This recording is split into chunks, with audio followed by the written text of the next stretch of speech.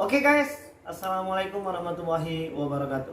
Welcome back to my channel. Apa kabar kalian semua seluruh subscriber setia yang hari ini masih tetap memberikan support dan dukungan terhadap channel ini. Dan terima kasih juga untuk yang sudah menekan tombol subscribe, like, dan yang udah nge-share semua video-video kita.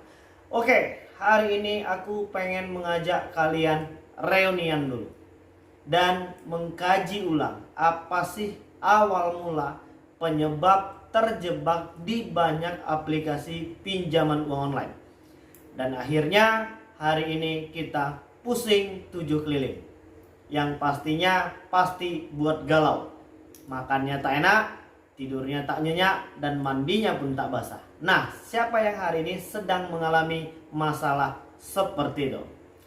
Jadi pada hari ini gue pengen sharing kepada kalian bagaimana cara kerja aplikasi pinjol dan apa awal mula penyebab sampai dengan akhirnya kita terjebak di banyak aplikasi. Oke, pada tahun 2019, 2020, 2021 dan sekarang tahun 2022, perkembangan pinjol semakin pesat, pertumbuhannya juga semakin subur. Dan hari ini masih banyak teman-teman dan saudara-saudara kita yang kepo, pengen pinjam di situ. Dan yang sudah masuk ke dalam kategori gagal bayar lebih banyak lagi. Siapa sih hari ini yang masih gagal bayar atau mungkin telat bayar? Di aplikasi apa aja? Kalian bisa tuliskan di kolom komentar di bawah video ini. Jadi awal mula terjebak pinjol. Jadi yang namanya hutang itu ada dua penyebabnya. Yang pertama memang untuk kebutuhan hidup, dan ada yang memang hanya untuk gaya-gayaan. Jadi kalau yang hari ini terjebak karena himpitan tuntutan perekonomian dan memilih jalan pintas tanpa berpikir banyak, akhirnya minjol di aplikasi pinjol. Dan hari ini pusing 7 keliling. Buat ibu-ibu yang suka nyatetin hutangnya di aplikasi A, B, C, D, E, F, G, siapa? Ayo tunjuk tangannya. Dan akhirnya catatan-catatan tersebut membuat kalian pusing, stres, dan akhirnya nggak konsentrasi. Apakah ini rentetan-rentetan yang hari ini sedang kita hadapi akan bisa selesai? Jawabannya bisa. Dulu di awal mula meminjam di aplikasi pinjol, mungkin semua orang tidak akan memikirkan efek sampingnya apa. Mungkin semua orang akan beranggapan bisa menyelesaikan semua masalah ini.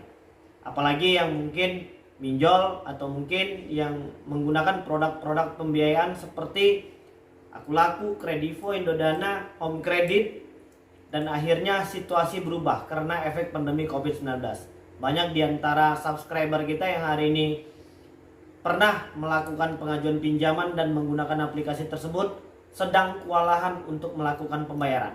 Dan akhirnya didatengin sama pihak DC dari berbagai macam aplikasi.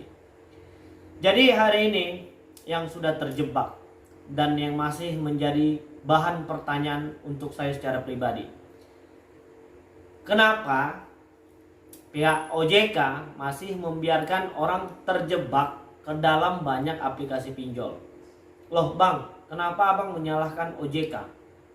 Lah, seharusnya OJK bisa memerintahkan kepada semua pihak aplikasi pinjol untuk tidak lagi memberikan pinjaman kepada debitur yang manapun yang hari ini namanya sudah tercatat di satu aplikasi. Jadi hari ini penyebabnya ketika kalian pertama kali meminjam dan akhirnya telat bayar dan mendapatkan ancaman serta intimidasi, bahkan mungkin ada yang sudah diedit dan disebar datanya. Akhirnya pihak DC mengarahkan kalian untuk minjol di aplikasi yang lain. Dan yang sekarang menjadi masalah, ketika kita melakukan pengajuan di aplikasi yang lain malah diloloskan. Kalau seandainya dari awal ketika kalian ingin melakukan pinjaman di aplikasi B, C setelah meminjam di aplikasi A itu tidak diloloskan, maka kita tidak akan terjebak ke dalam banyak aplikasi pinjol. Jadi dulu di tahun 2019 itu tidak banyak konten kreator atau YouTuber yang membahas tentang aplikasi pinjol. Dan bersyukurlah untuk teman-teman yang hari ini sedang galau dan panik berlebihan, masih banyak konten-konten kreator atau channel-channel YouTube yang memberikan support. Orang yang dalam keadaan berhutang ini pasti pengen didengarkan. Dan biasanya orang-orang yang baru terjebak dengan pinjol itu mereka nggak butuh video-video seperti ini. Mereka hanya butuh bagaimana caranya kita bisa memberikan pertolongan kepada mereka. Hari ini yang bisa menolong diri kalian sendiri itu adalah diri kalian sendiri, bukan orang lain. Jadi bagaimana caranya ketika kita memang terjebak di banyak aplikasi? Sebagai bahan acuan ketika kalian panik ya, ketika kalian gerusak-gerusuk ke sana kemari, maka kalian tidak akan mampu untuk berpikir jernih.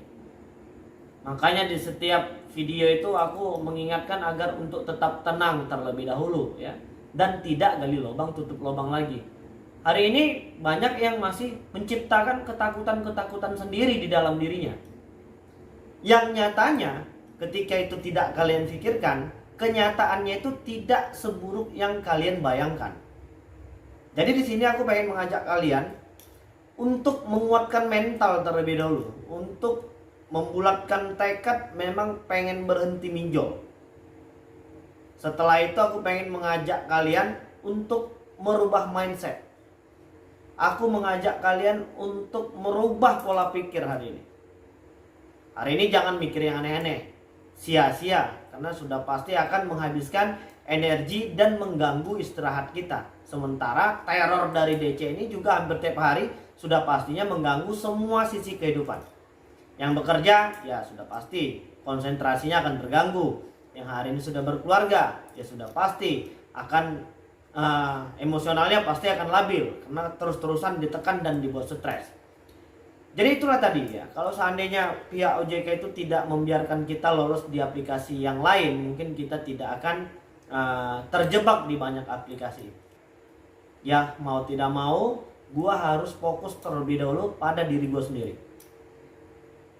Persetan aja deh sama yang namanya teror DC ya. Ya mau gimana lagi, memang kekuatan kita untuk membayar hutang hari ini memang tidak ada. Jadi ya sudah, biarkan saja dulu. Dan jangan lagi mikir yang aneh-aneh lah.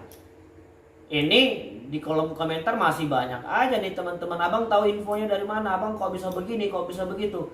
Ya gua maklum aja sih, mungkin baru bergabung. Tapi kalau seandainya dia rajin dan dia mau menambah ilmu wawasannya, ketika dia scroll ke bawah, maka banyak informasi-informasi yang sudah membahas hal-hal yang seperti ini. Dan mungkin ya untuk aplikasi ilegal ya sudah pasti kalau mereka itu memang tidak bisa bernegosiasi dengan baik dan mereka masih memaksakan kalian untuk membayar bunga yang tinggi dan mereka sudah melakukan pencemaran nama baik, mereka sudah menyebarkan data, lebih baik tidak usah dibayar sekalian apabila memang mereka tidak bisa bernegosiasi. Jadi udah cukup jelas. Jadi sebenarnya nggak ada lagi sih yang harus dipusingkan. Jadi bang, ketika abang terjebak pinjol di tahun 2019 itu ada berapa aplikasi? Gua lupa, banyak banget. Dan total hutangnya itu hampir 50 jutaan. Dan pada saat itu situasi perekonomian ya memang benar-benar buruk ya. Hutang di mana-mana, ditambah hutang pinjol lagi, ditambah hutang pembiayaan yang lain, ditambah lagi dengan masalah hidup yang terus-terusan datang, ditambah lagi hutang-hutang offline ya. Banyak banget yang harus dipikirkan. Jadi aku memantapkan diri untuk mengurangi sedikit demi sedikit beban pikiran. Solusi hutang itu ya cuma satu memang, bayar hutangnya. Dan hari ini kemampuan kita untuk membayar itu memang tidak ada. Jadi jangan sampai utangnya nggak kebayar, kehidupan pribadinya hancur, kehidupan keluarganya berpisah, dan pekerjaan juga malah ngaruh. Banyak juga dari teman-teman kita yang kantor-kantornya itu tidak bisa memaafkan ketika nomor-nomor pimpinannya diganggu oleh aplikasi-aplikasi pinjol. Jangan sampai seperti itu. Jadi cobalah untuk mengurangi satu persatu beban hati dan pikiran kalian. Masalah utang it's okay, penting bersihkan hati, luruskan niat, ya kita akan bayar hutangnya nanti setelah memang situasi ini bisa kita atasi. Bagaimana mungkin kita bisa membayar hutang kalau hari ini dengan cara gali lubang tutup lubang lagi? Apabila itu terus kalian lakukan, sudah pasti ini akan mendatangkan kerugian yang lebih besar lagi. Dan pastinya akan membuat kalian tambah pusing. Oke, jadi mungkin itu dulu yang bisa aku sampaikan. Dan mudah-mudahan video ini bermanfaat untuk kita semua. Assalamualaikum warahmatullahi wabarakatuh.